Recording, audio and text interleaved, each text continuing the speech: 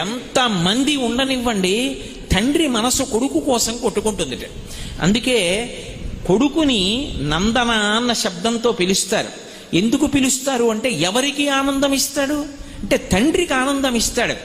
తండ్రికి సంతోషం ఎక్కడ అంటే కొడుకుని చూస్తే. ఎంత కష్టంలో ఉండనివ్వండి, ఆ కొడుకుని ఒకసారి కౌగిలించుకున్నాడు అనుకోండి తండ్రి, అంత కష్టాన్ని మరిచిపోతాట. పుత్రగాత్ర పరిష్వంగా అంటారు. ఆ కొడుకుని కౌగిలించుకోవడంలో తండ్రి అంత ఆనందాన్ని పొందుతాడు. సామాన్యంగా లోకంలో ఉండేటటువంటి పిల్లల్ని చూసినంత మాత్రం చేతనే తండ్రులంతా పొంగిపోతే కొడుకులందరికీ నందనులని పేరు వచ్చింది. అందుకే యశోదానందనుడు, నందనందనుడు, కైకేయీ నందనుడు, దశరథ నందనుడు నందన శబ్దంతో వేస్తారు. ఎందుకంటే వీళ్ళందరికీ ఆనందం ఇచ్చిన వాడని.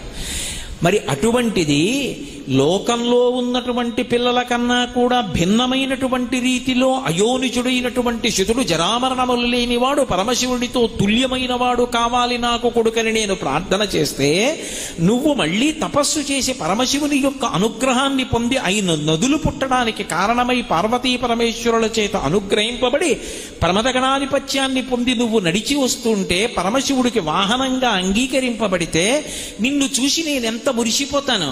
నా ఆనందమునకంతటికీ నువ్వు కారణమయ్యావు కాబట్టి నీకు నంది అని పేరు పెడుతున్నానన్నాడు. నందుడౌట చేసి నంది అనుచు నామకరణం బొనర్చే, అందుకని నంది అని పేరు పెట్టాడు.